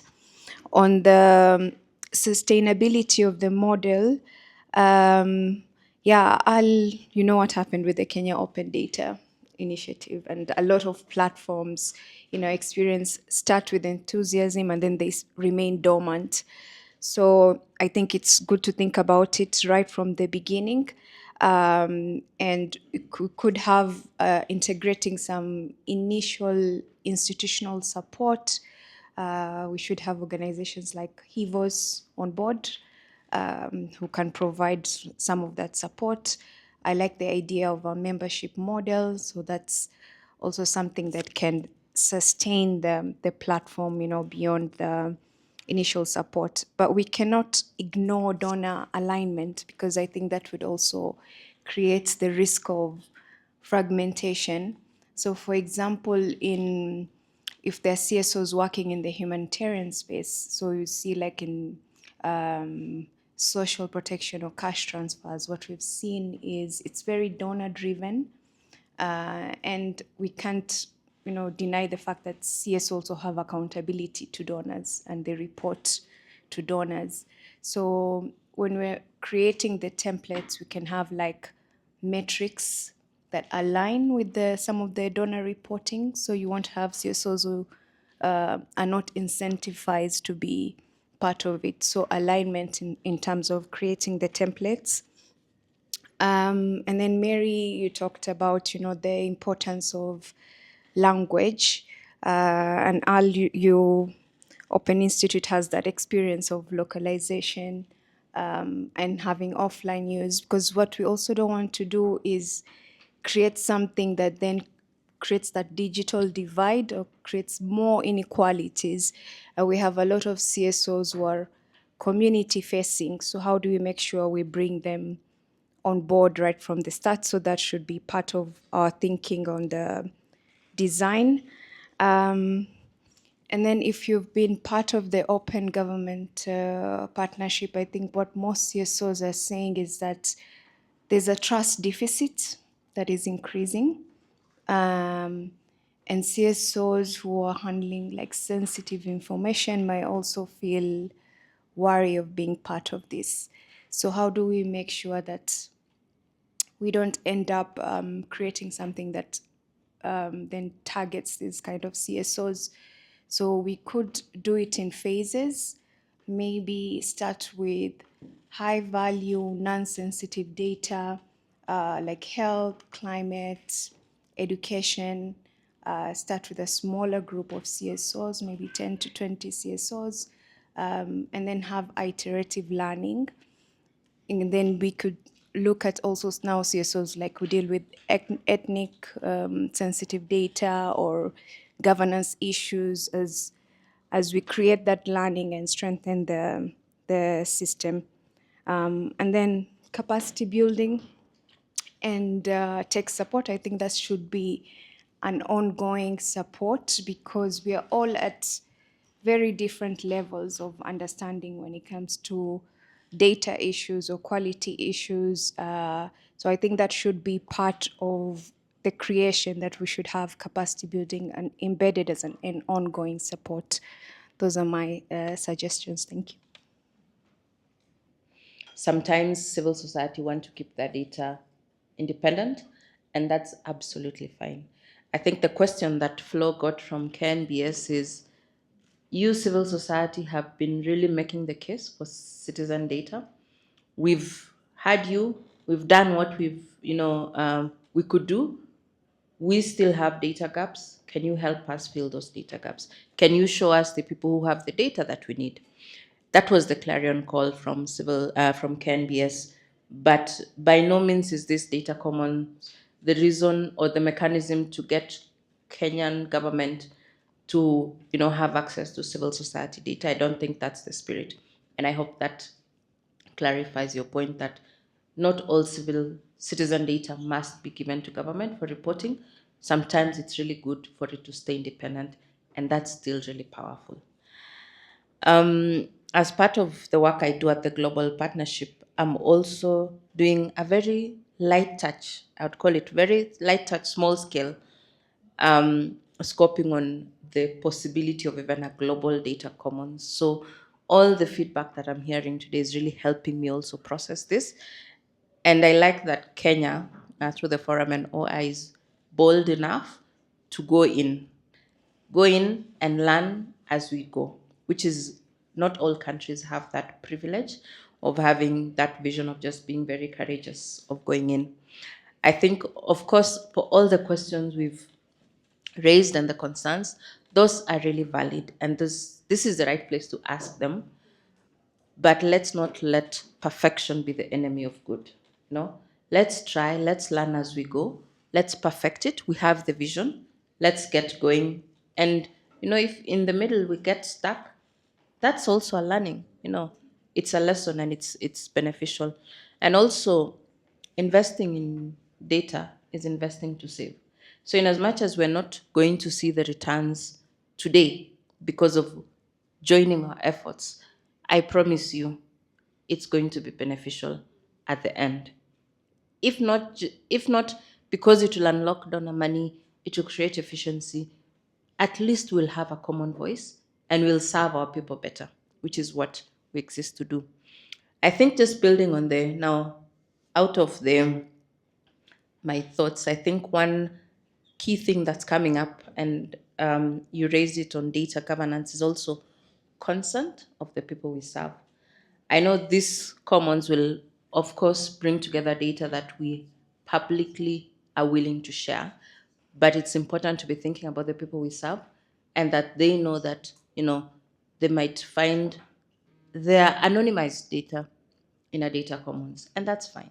As he was putting it also, the commons is actually the space for integrity, and as civil society, bringing together citizen data on a data commons is a true testament that we believe in the data that we've collected.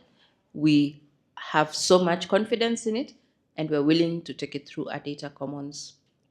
What do you call it? Kiln or fire or oven, or but take it through that.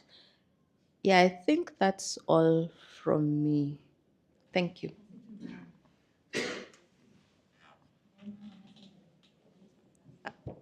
Hi, everyone. My name is Rael Onyango, and thank you so much, SDG Kenya Forum, Florence and your team, and also the Open Institute.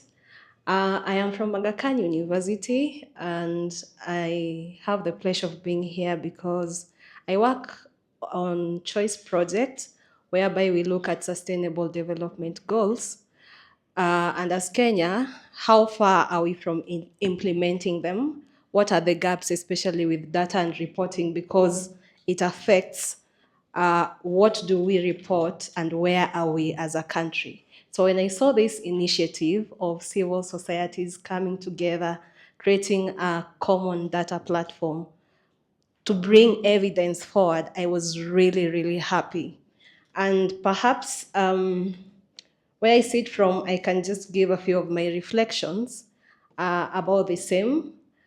One of the key things is, I don't know whether you have really factored the aspects of CSOs really collect a lot of qualitative data, unlike the quantitative data.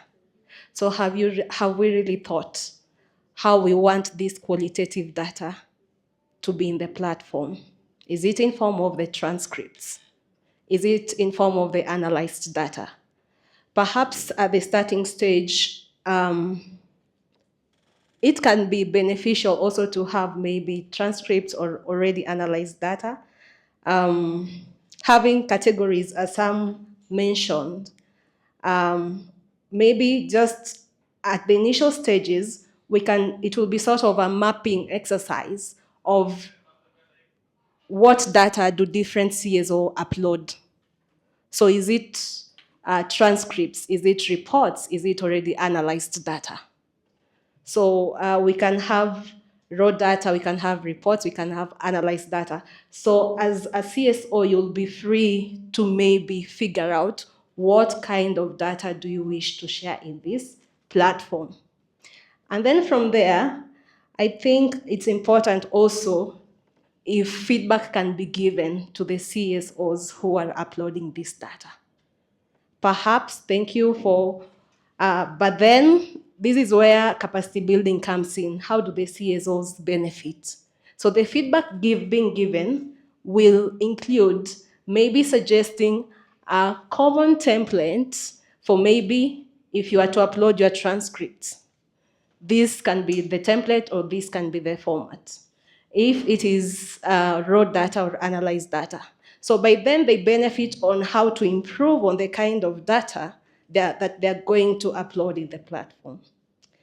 Another thing that I will talk about is through such incentives, we can promote also showcasing of what has been learned by different types of CSOs and promote creativity amongst the CSO on the types of data that they are uploading in the platform.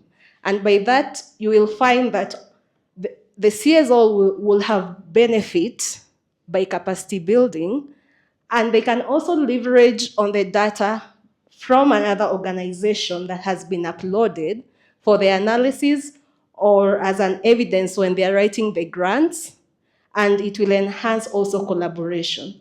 And in addition to that, even the areas whereby there is missing data gaps will be identified. And that's where creativity and innovation comes in. We'll be able to perhaps advise, there is no data on mental health.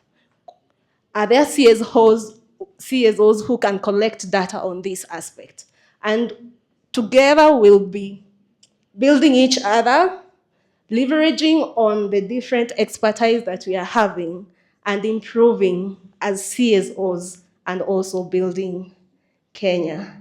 I think ultimately, as some of us mentioned, there is need for a framework, and through all these feedback giving, improvements, ultimately a guideline can be developed for future use of what are the best practices. If for sustainability, this guideline will make it even more efficient. Thank you.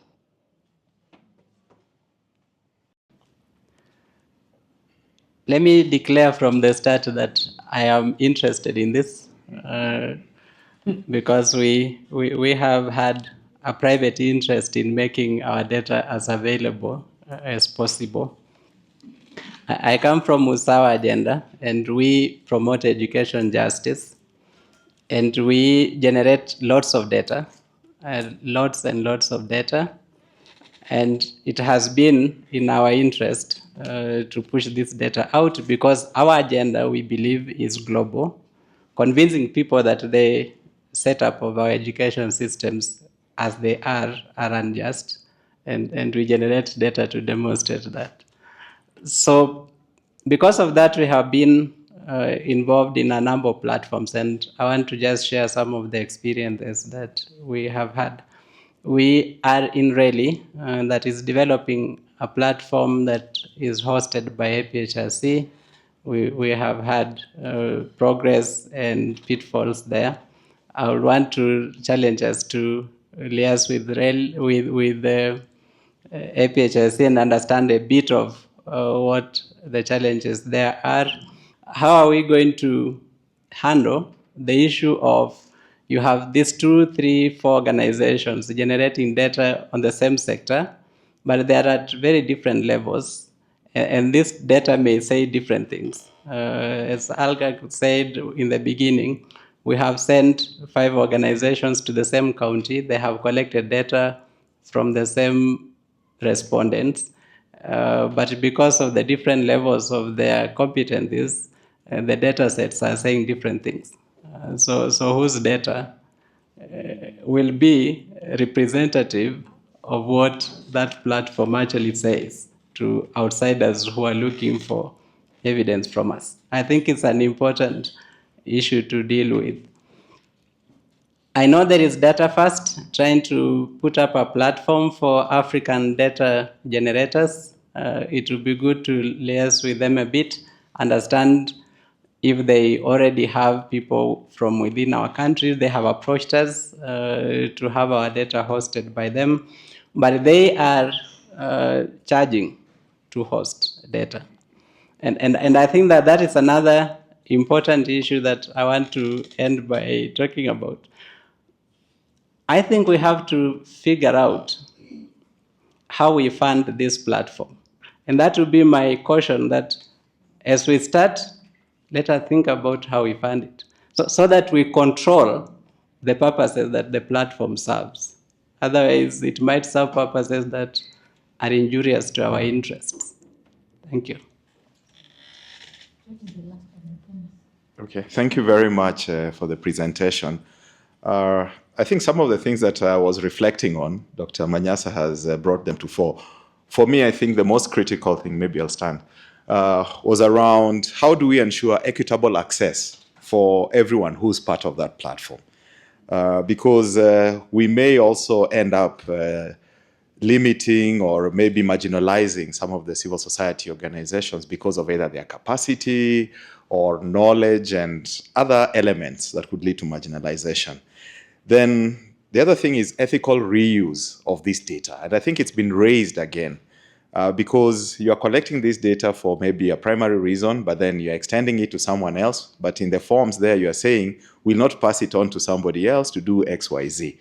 So how do we design something that enables us to make that institutional change so that even our primary actors or the beneficiaries understand that at some point, this data will be on an open platform, could be for everyone to use, and it's for common good.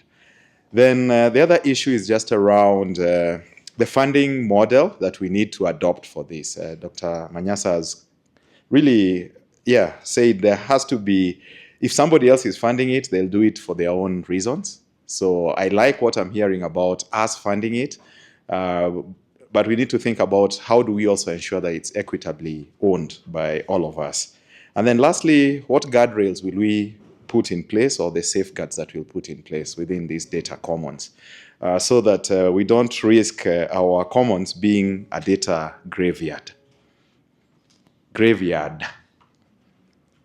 I hope that's come out clearly. Because there are many of those graveyards where people had good ideas, but they were buried somewhere. Thank you. Thank you so much for the very, very rich contributions, and apologies if you feel rushed. We didn't intend to rush you.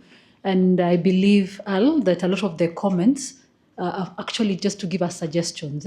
So it's more about maybe your experiences and also some very valuable issues that we should consider, and want to promise you that we'll be able to sit down and look through bit by bit.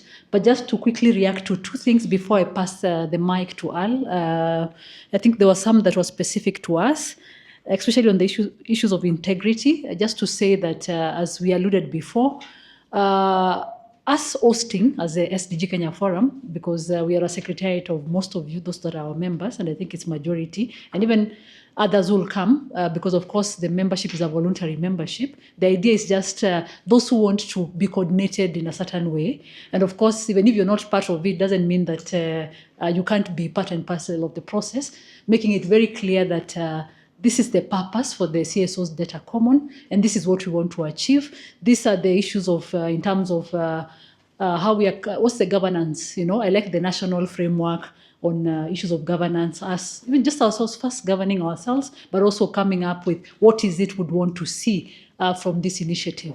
And then also the locally led process, whereby we can be proud that we're in this sector, and actually we have funded ourselves, or we have brought ourselves, our resources together for this particular engagement. And so I think these are already success stories and big ways of interaction. There's something about how can we collaborate with KNBS. I think Mwangi asked that particular question. I believe we have an opportunity there, especially with the guidelines, the criteria, the methodology, the standard, the utilization and the uptake of the citizen-generated data guidelines, as also Karen attributed.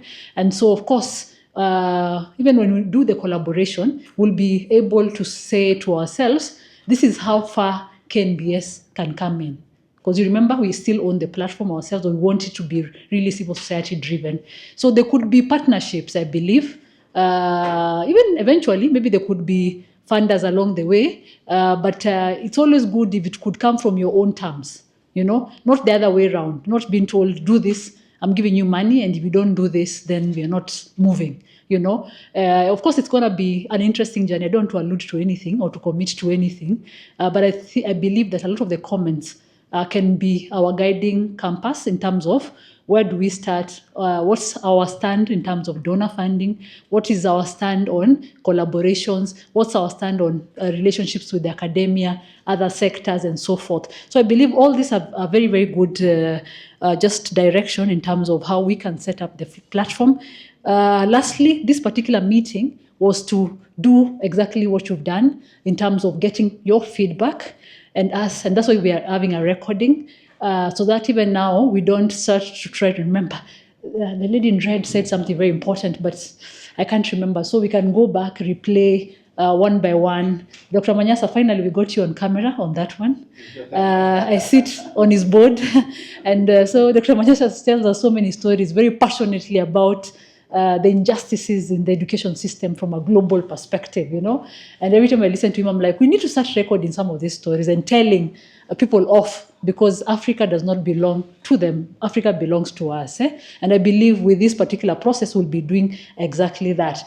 There was also a question about leaving no one behind. And as you know, those that are our members, that's one of our priorities as a SDG Kenya Forum. How do we utilize or showcase the work that is being done by groups like persons living with disability, the older persons, indigenous groups, and even the mobilization here was done in the same way, trying to make sure that you're present in the room and you can give your contributions. For example, our site, can it be disability friendly? The Braille and all these things that, you know, can be incorporated in the setup and so forth. And so I believe we are open to as much information, as much experiences and contributions, collaborations for us to advance this particular platform. So let me pass this to Al for him to answer whatever else he can answer. But as I said, please remember that most of your comments are just to help the design. So this was a co-creation, as we said initially. Thank you. Thank you very much. So a lot of the things that were said, for example, in ownership, I had answers to the question, so I will not go too much into them. There's one thing, Florence, I might refer back to you about impact. How are we going to measure impact after the end of this? Then there was a bit about the qualitative data. The short answer is yes. It will be the transcripts. It will be in whatever form that is best to collect that qualitative data that is available. It could even be the recordings if somebody feels so inclined. Yeah, so long as it is anonymized and it does not have personal data, it should be fine. There's a point I wrote here, which I don't know what the question was. I wrote the answer to the question, so if it works, if it works for you, it works for you. So the answer to the question was, it's important that we don't get married to our data. There could be other data that will contradict yours or that will be better. And yes, I have remembered. It was actually my brother Manyasa's. So there are sometimes that just because of the fact that, you know, the Open Institute is a 12-year-old organization and maybe another organization is 2 years old, and the Open Institute has collected data and they have refined the methodology for citizen-generated data over time and so on and so forth, that we feel that experience can countermand or can overshadow the accuracy of the 1-year-old organization.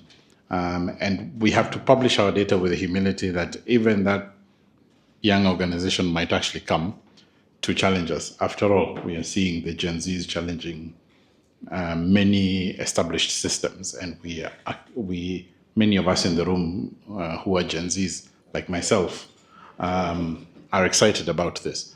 So I think it's a question of, you know, not getting too married to our data and allowing that 20% space that allows for somebody else to come and say, actually, your data is flawed in one way or another. Accessibility of the platform, yes, we build on our platforms at the Open Institute based on accessibility in as much as we can. And there's an actual standard that we try and adhere to that my brother John told me, Web Content Accessibility Guidelines. And we generally build everything on that level. Local languages. We're very passionate about local languages ourselves. simply because I am the main influencer in the room, I can influence again that Sabasi has been built, for example, to collect data in whichever language. So when AMRE, for example, was collecting data in 8 languages, in majority of those spaces, the data was actually, it was COVID data at the time. Majority of the data that was being collected from 8,000 people in very, very rural places in different parts of the continent, they couldn't speak English. So the data was collected, both question and answer in local language. It is the analysis that was then translated at, I think, the African Union level. But at local level, they still analyzed it for themselves. So analysis is generally done in the language of the person who's analyzing, isn't it? So that should be supported across the board. But also the other thing that we are working very hard to do is to try and figure out how we can work with AI builders who are building on the continent. So we discovered Power in Tanzania, who's doing Swahili. So we're trying to figure out whether they will be useful. People like Sunbird are also thinking about that, and several others in different places. Everybody who's trying to think about that, so that eventually that chatbot will actually be spoken to in Kikuyu or in Kigiriama, and it will respond even in Kigiriama and provide the data in that language. If you had asked me that question 6 months ago, I might have said that we are really, really far away from that. But I have been learning AI in the last couple of weeks, and I have realized that we're actually a lot closer to that than I thought before. Will we classify the data according to the SDGs? Yes. The question of something small, do we charge something small and so on? That's going to be co-created here by all of us. What our funding models might be, and there are many funding models that we can decide. There's a funding model where anybody who wants to put data is asked to pay, but then that marginalizes a bunch of people. But there's also a model where those of us who have chums provide the chums so that it is a public good and it is available to even the organizations that are not able. So if the SDG Kenya Forum told us that it is going to cost us 10,000 shillings to do it, and Usawa Agenda has the 10,000 shillings, they provide that 10,000 shillings and say, I've sorted that for this year. And then Hennet comes and says, I'll sort that for next year. And the tool is then made available to literally everyone, for everyone to use. I personally advocate for that, because that then allows it to go. So even when we were starting this conversation as the two organizations, we said, we'll put whatever it is that we have on it for as long as we can handle it. And I think maybe that's one of the models that we can consider. But again, these are things that we're going to co-create. I think the last thing I want to say is the guys who are in red t-shirts have literally recorded every single comment. And that's going to be very useful, not only for the report that will come back to you, but the actual raw video of the entire wameninyongea Mike, Esther, they have killed it.